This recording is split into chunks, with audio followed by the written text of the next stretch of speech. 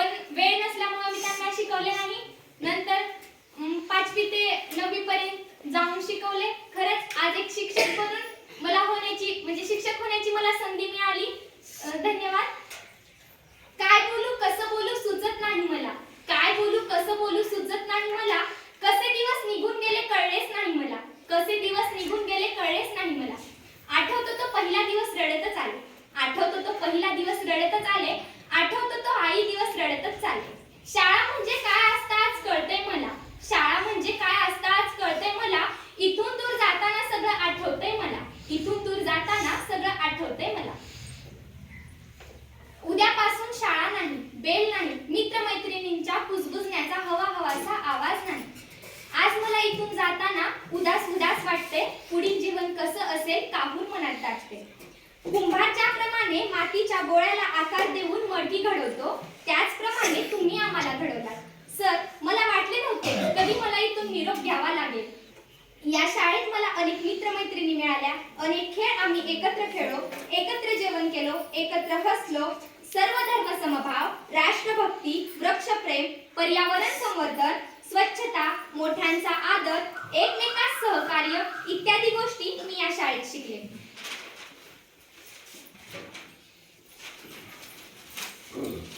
अवघडातला अवघड गणित करता तुम्ही सोपे. अवघडातला अवघड गणित करता तुम्ही सोपे.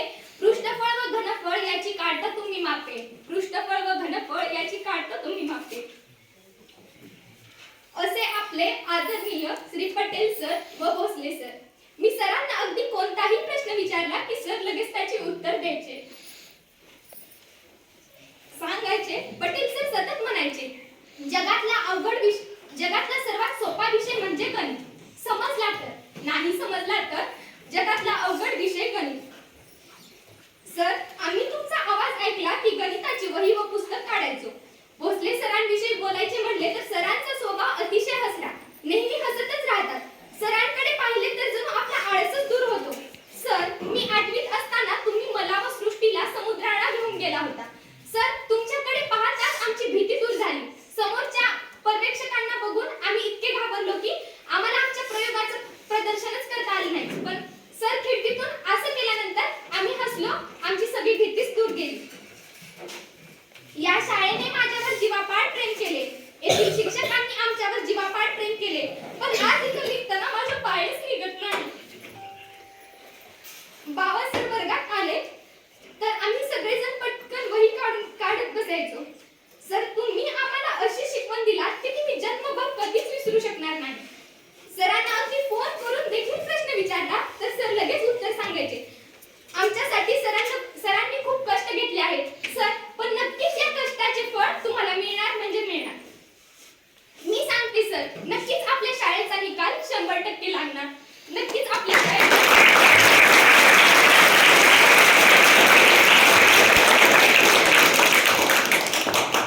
येथील सर्व शिक्षकांनी मला दिलेली विज्ञानाची शिदोरी माझ्या कायम सोबत असणार.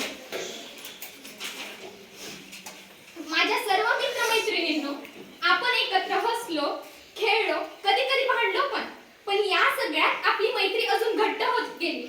मित्रांनो, मी तुम्हाला सांगते मैत्री कशी असावी. मैत्री हसवणारी असावी, फसवणारी नाही. मैत्री रडवणारी असावी, दुखावणारी नाही. मैत्री सुखावणारी असावी, मैत्री चिडवणारी असावी, रडवणारी नाही. मैत्री घडवणारी असावी, बिघडवणारी नाही. मैत्री सावरणारी असावी, भरकवटणारी नाही. मैत्री बदलणारी असावी, मैत्री बहरणारी असावी, बदलणारी नाही. अशी आपली मैत्री असावी.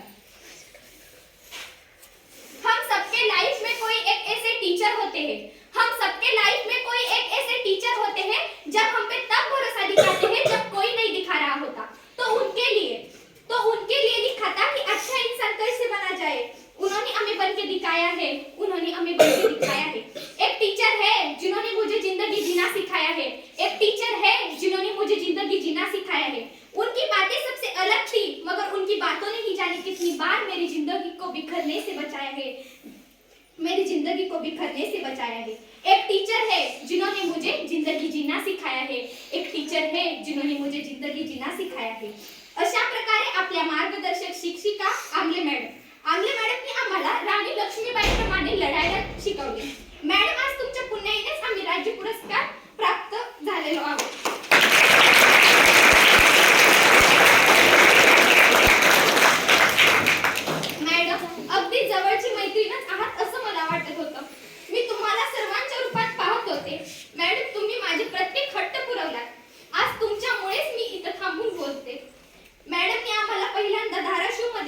स्काउट गाईडच्या कॅम्पला घेऊन गेल्या होत्या. दुसऱ्या वर्षी आम्हाला परमिशन नसतानाही आम्ही चव्हाण सरांकडून परमिशन घेऊन कॅम्पला गेलो. तिथे जाऊन आम्ही 9 ट्रॉफ्या जिंकल्या. माझी यावर्षी 10वी असल्यामुळे मी जाऊ शकले नाही. मॅडम, आपले संस्कार मी कधीच विसरणार नाही. आमच्यासाठी तुम्ही केलेले मोलाचे कार्य मी कधीच विसरणार नाही.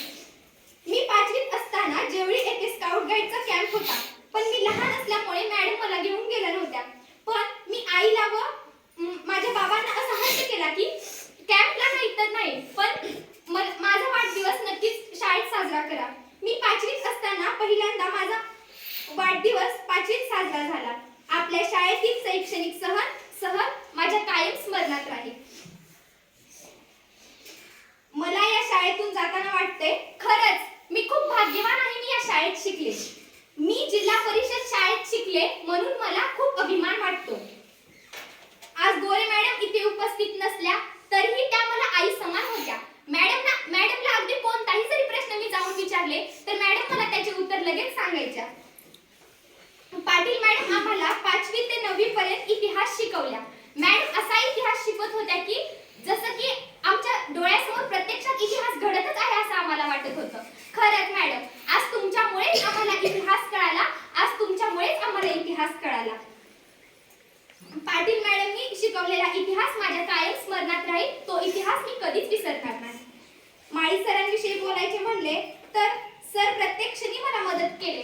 मला सरांनी असे म्हटले होते की मी 2 वाजेपर्यंत शाळेत येणार आणि तुझं भाषण पण ऐकणार, पण आज सर इथे उपस्थित नाही. मी माळी सरांविषयी बोलते.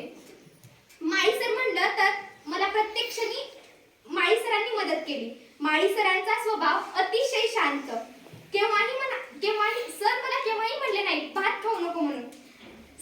प्रत्येक शिक्षकांनी मला म्हणले, आता 9वी आहे, 10वी आहे, भात खायचं नाही, आता आपलं पोट मोठं झालं आहे, घरी जाऊन चपाती भाजी खा. पण मी कधीच भात खायचं सोडले नाही सर. सर, तुम्ही शिकवलेली प्रत्येक गोष्ट माझ्या कायम स्मरणात राहील. उडत्या पाखरांना परतीची तमान असावी. उडत्या पाखरांना परतीची तमान असावी. नजरेत सदा नवी दिशा असावी. नजरेत सदा नवी दिशा असावी. घरट्याचं काम काय आहे? बांधता येईल केव्हाही, पण क्षितिजा पलीकडे झेप घेण्याची नवी दिशा असावी. नवी दिशा असावी. अशी शिकवण देणारे माझे शिक्षक वृंद म्हणजेच चव्हाण सर. सरांविषयी कितीही बोलले तर ते शब्द अपुरेच पडणार. मी 6वीत असताना सर या शाळेत आले. लॉकडाऊन असल्यामुळे सरांची माझी ओळख नव्हती. सर, तुमच्याबद्दल मला आजही आदरयुक्त भीती आहे. सर, 9वीत मला डोळे आले म्हणून तुम्ही मला घरी पाठवलं होतं, पण मी खूप रडले सर. आईने व आमले मॅडमनी समजवल्यावर मी दुसऱ्या 2-3 दिवसानंतर मी शाळेत आले. सर, तुम्ही जेव्हा जेव्हा मला ओरडता तेव्हा मला खूप वाईट वाटते. सर, तुमच्यामुळेच आज मला हिंदी कळतं. मला अगोदर हिंदी कळत नव्हते, पण सरांच्या प्रोत्साहनामुळे मला हिंदी समजायला लागलं. तसेच आपल्या शाळेतील स्वच्छता दूत, आपल्या शाळेचा आत्मा म्हणजेच बालूमामा. बालूमामाचे कार्यच अतिशय मोलाचे.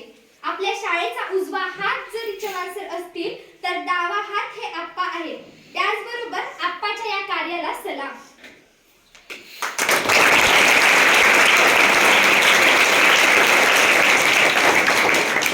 आज खेरकर सरही ते उपस्थित नाहीत, पण सरांविषयी मला थोडे बोलायचे आहे. सरांची शिस्त पाहून आम्हाला खूप छान वाटले. आम्हाला नाही तर नाही, पण आमच्या लहान बांधवांना त्यांची शिस्त मिळेल अशी मी अपेक्षा करते. खरं तर पवार मॅडम म्हणजे आमच्या मैत्रीणच जणू, आमच्या सर्वांच्या लाडक्या. मॅडम, तुम्ही आम्हाला विज्ञान शिकवलात. ही शिकवण आम्ही कधीच विसरू शकणार नाही. अगदी 6 महिन्यासाठी का होईना, पण तुम्ही आम्हाला शिकवलात. अगदी आमच्या सोबत राहिलात. आपल्या शाळेतील ही ज्ञानाची शिदोरी माझ्या कायम सोबत राहील. ही ज्ञानाची शिदोरी मी कधीच विसरणार नाही. या शाळेतील सर्व शिक्षकांनी माझे हट्ट पुरवला. खरंच आपली शाळा व हे प्रेम माझ्या कायम आठवणींच्या पुस्तकातील पाने बनून राहते. माझ्या सर्व मित्र मैत्रिणींनो, आपण एकत्र हसलो, खेळलो, आपण प्रत्येक क्षणी सोबत राहिलो. अगदी 5वी ते 9वी पर्यंतच्या मुलांनी माझ्यासोबत खेळले. सूर्यासारखे तळपत जावे क्षितिजावरून जाताना. सूर्यासारखे तळपत जावे क्षितिजावरून जाताना दगडालाही पाझर फुटावा. निरोप शेवटी घेताना आपल्या शाळेतील प्रत्येक विद्यार्थी हा उद्याचे भवितव्य आहे. मला सगळेजण म्हणायचे, काय आहे या शाळेत, पण माझ्या शाळेत या काय कमी आहे. मला तर कधीच कशाची उणीव भासली नाही. आम्हाला तर येथे भरभरून ज्ञानाची शिदोरी मिळाली आहे. बोलता बोलता काही